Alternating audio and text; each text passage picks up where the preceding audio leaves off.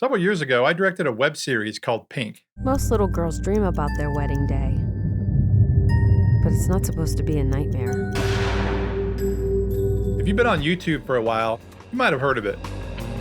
We made 3 seasons, won a bunch of awards. Some bad memories you cause.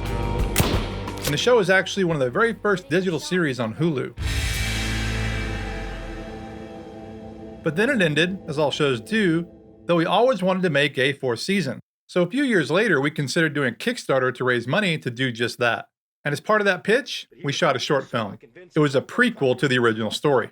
In fact, as far as I can remember, she only ever wore makeup twice. The day we got married and the night I showed up to take her to the prom. Well, we ended up not doing the Kickstarter campaign, but I still had the short film we shot. Though for a variety of reasons, I never released it. And one of the biggest reasons was there were some tough VFX composites to do. Now, I am a director and editor who can do some compositing, but these shots were above my pay grade, and I didn't have the budget to hire a VFX artist, so the project sat dormant for years. That is until recently when I discovered Runway ML. It's an online AI-based video and image creation tool, which really ended up saving the day. I use Runway ML to pull the difficult keys. And by the way, this is not a sponsored video. I just really like what they offer and wanted to share my experience.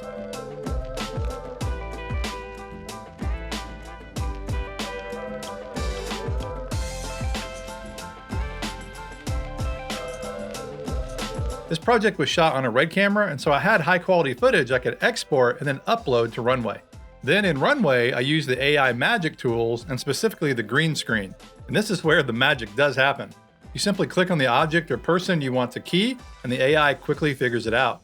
Depending on the shot, you'll likely need to add some more keyframes by again simply clicking, and then if needed, you can feather the mask or even refine it using a brush tool. All very simple, and the results are really impressive. Now, is it perfect? No, at least not with these shots, but it's really, really good, and much better than I could do. There are a few limitations though. Like, for example, you currently can't choke the edges, meaning shrink the mask.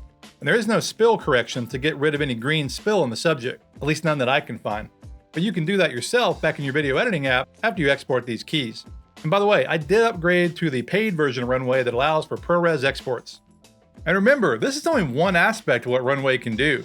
It has an entire suite of video tools to help you do complex tasks that would otherwise be very time consuming for you to do manually, or in some cases, very difficult or even impossible to do, depending on your skill level.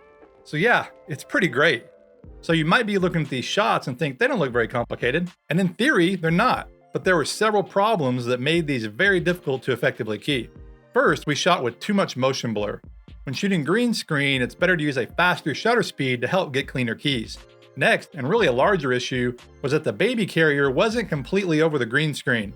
Ideally, you would have green on the floor too. But I didn't here, and I thought it would be okay. I figured I'd just mask around it later in post. However, what I didn't think about was that the baby carrier slightly moves. So that means the lower section that wasn't over the green screen needed to be motion tracked and or rotoscope. And I tried unsuccessfully to do this in After Effects with the roto brush, etc., but could really never get it to work.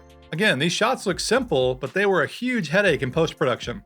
The moral of the story is really make sure you get it right in camera. But hey, sometimes that doesn't happen. And so using Runway ML, I was able to pull the keys and motion track everything automatically.